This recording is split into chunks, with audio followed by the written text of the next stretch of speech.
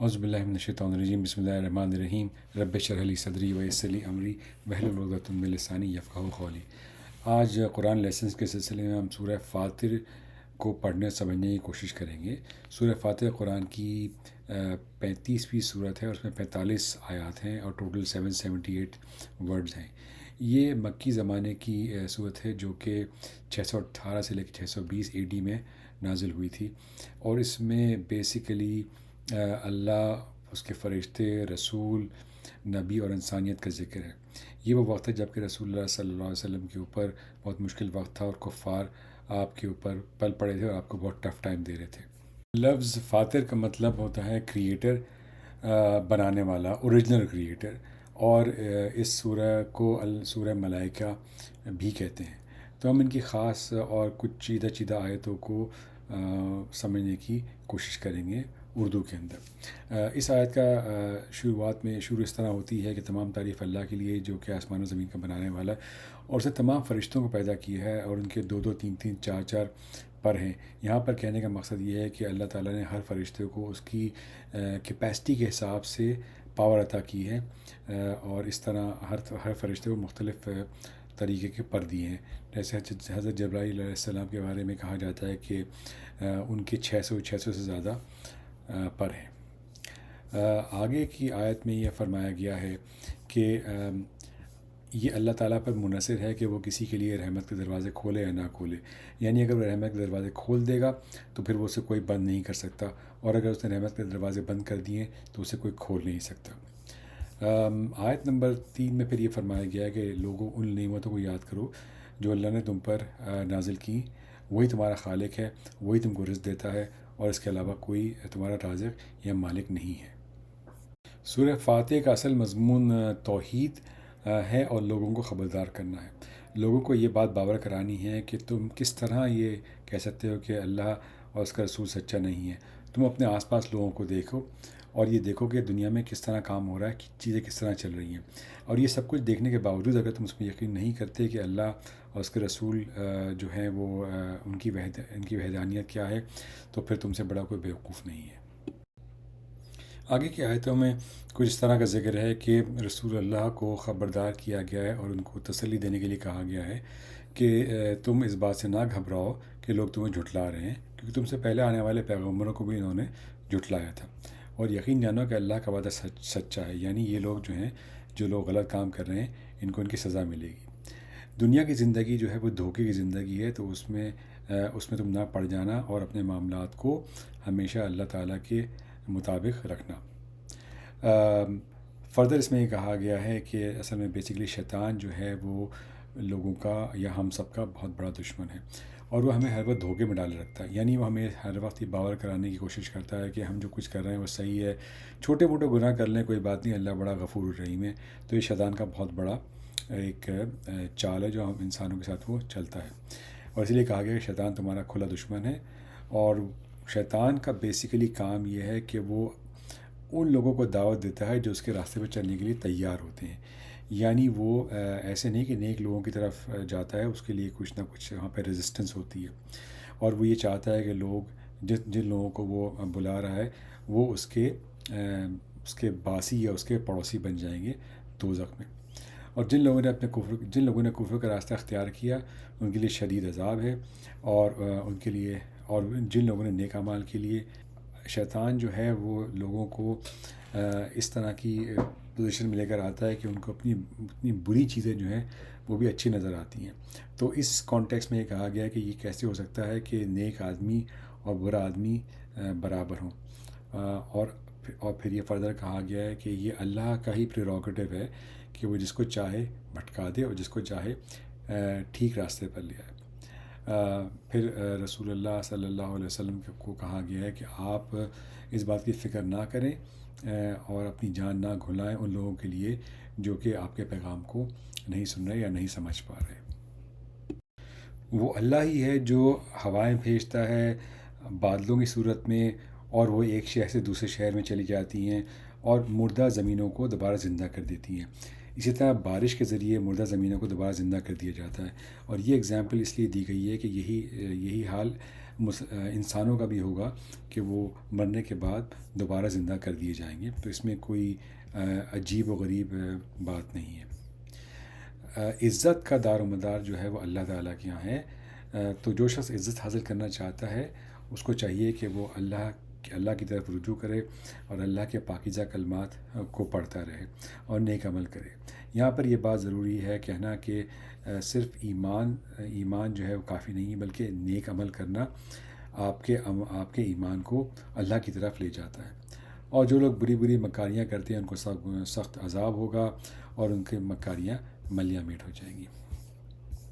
پھر یہ فرمایا گیا ہے کہ اللہ نے تم کو مٹی سے بنایا، نطفے سے بنایا تمہیں جوڑے بنا دیا. اور دنیا میں جہاں بھی کوئی حمل ہوتا ہے یا جو بھی کچھ ہو رہا ہوتا ہے اس کا تمام علم اللہ تعالیٰ کے پاس ہے. کسی انسان کو کم عمر ہے، کسی انسان کو درمیانی عمر ہے، کسی انسان کو لمبی عمر ملتی ہے.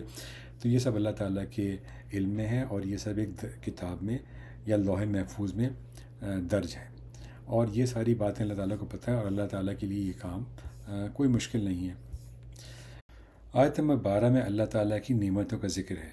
یہاں پر یہ فرمایا گیا کہ جس طرح 2 دریا ہیں، ایک میٹھا ہے جس سے تمہاری پیاس بجھتی ہے اور ایک کڑوا ہے جو کہ نمکین ہے، اور ہر ایک میں سے تم مچھلیاں نکالتے ہو اور ان کا تازہ گوشت کھاتے ہو، چاہے وہ میٹھے دریا سے نکلیں چاہے وہ نمکین سے نکلیں، تمہارے لیے ان کا مزہ جو ہے وہ برابر ہے.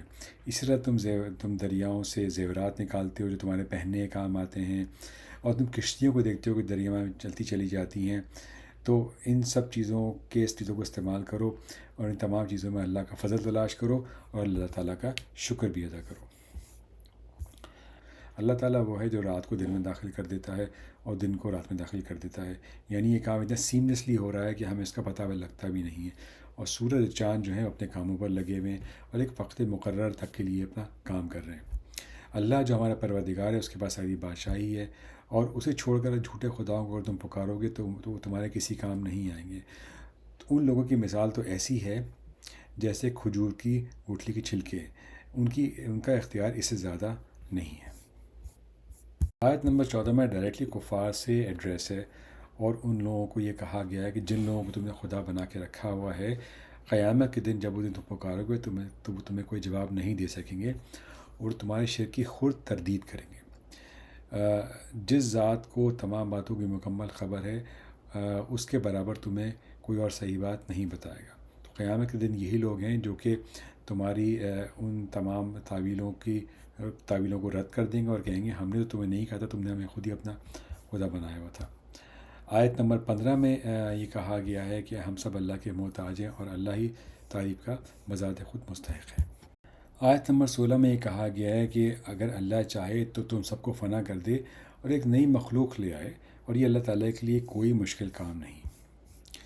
قیامت کے دن کا منظر کھینچا گیا ہے آیت نمبر 18 میں، جہاں بھی کہا گیا ہے کہ کسی کا بوجھ کوئی نہیں اٹھائے گا، خاص طور پہ وہ لوگ جو کہ کسی اپنے عزیز و اقارب کے اوپر رلائی کر کے بیٹھے ہوئے ہیں. تو ہر ایک کو اپنا ہی بوجھ اٹھانا ہوگا، چاہے وہ کوئی کتنا ہی قریبی رشتہ دار ہو. اور پھر پیغمبر کو کہا گیا ہے کہ پیغمبر تم تو صرف لوگوں کو خبردار کر سکتے ہو جو اپنے پروردگار کو بے دیکھے تسلیم کرتے ہیں. یہ وہ لوگ ہیں جنہوں نے نماز قائم کی، اور جو شخص بھی اس بات کو فالو کرتا ہے وہ اپنے فائدے کے لیے ہی کرتا ہے، کیونکہ اس کو یہ پتہ ہے کہ آخرکار اس کو اللہ تعالیٰ کی طرف ہی لوٹ کر جانا ہے.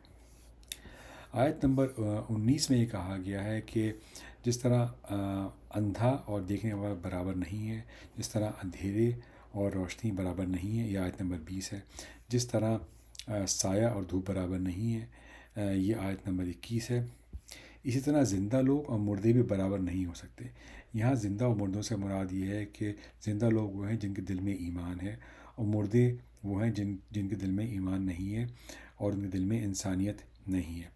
تو یہ لوگ جو ہیں یہ اپنی قبروں میں پڑے ہوئے ہیں اور ان تک تمہاری باتیں نہیں پہنچ سکیں گی. آیت نمبر 23 میں یہ فرمایا گیا ہے کہ تم تو بس خبردار کرنے والے ہو اے رسول. پھر کہا گیا ہے کہ ہم نے تمہیں اس لیے بھیجا ہے کہ تم لوگوں کو خوشخبری دو اور انہیں خبردار بھی کر دو. اور دنیا میں ایسی کوئی امت نہیں ہے جس میں کوئی خبردار کرنے والا نہیں آیا. اگر یہ لوگ تم کو جھٹلا رہے ہیں تو اس میں کوئی فکر کی بات نہیں ہے کہ یہ کافروں نے پہلے بھی مختلف رسولوں کے ساتھ کیا ہے، جبکہ وہ پیغمبر ان کے پاس کھلی کھلی نشانیاں اور صحیفے لے کر آئے تھے، روشنی پھیلانے والی کتابیں لے کر آئے تھے، لیکن انہوں نے ان کے حق کو نہیں مانا تھا۔ آیت نمبر 26 میں یہ کہا گیا کہ وہ لوگ جنہوں نے انکار کی روش اختیار کر لی تھی، ان کو اللہ تعالیٰ نے پکڑ لیا ہے اور ان کے لیے دردناک عذاب ہے۔ اس کے بعد پھر آگے اللہ تعالیٰ کی صنائی کا اور اللہ تعالیٰ کی قدرت کا ذکر ہے کہ کیا تم نے یہ نہیں دیکھا کہ آسمان سے پانی اترتا ہے اور اس سے پھر رنگ برنگے پھول اگتے ہیں، پہاڑ ہیں جن کے مختلف رنگ ہیں، جو کہ سرخ ہیں، سفید ہیں اور کالے سیاہ بھی ہیں۔ اسی طرح انسانوں اور جانوروں میں بھی، چوپایوں میں بھی ایسے ہیں کہ جن کے رنگ مختلف ہیں۔ اس کے بعد یہ فرمایا گیا کہ اللہ سے وہی بندے ڈرتے ہیں جو کہ علم رکھتے ہیں۔ اللہ صاحب اقتدار ہے اور نہایت بخشنے والا ہے۔ آیت نمبر 29 میں یہ کہا گیا ہے کہ جو لوگ اللہ کی کتاب کی تلاوت کرتے ہیں اور جنہوں نے نماز کی پابندی کر رکھی ہے اور ہم نے انہیں جو رزق دیا ہے اس میں وہ نیک کام کرتے ہیں اور خفیہ اور اعلانیہ طور پہ خرچ کرتے ہیں، یہ ان کے لیے بیسٹ بزنس ہے، یعنی وہ ایسی تجارت ہے جس میں ان کو کبھی نقصان نہیں ہوگا۔ آیت نمبر 30 میں پھر فرمایا گیا ہے کہ ان کے نیک اعمال کے پورے اجر دے گا اور وہ نہایت بخشنے والا اور بہت قدردان ہے۔ آیت نمبر 31 میں پھر فرمایا گیا ہے رسول اللہ صلی اللہ علیہ وسلم کہ ہم نے تمہارے پاس وحی کے ذریعے جو پیغام بھیجا ہے وہ سچی ہے، جو پہلے آنے والی کتابوں کی بھی تصدیق کرتی ہے۔ تو یقیناً اللہ اپنے بندوں سے پوری طرح باخبر ہے اور ہر چیز کو دیکھنے والا ہے۔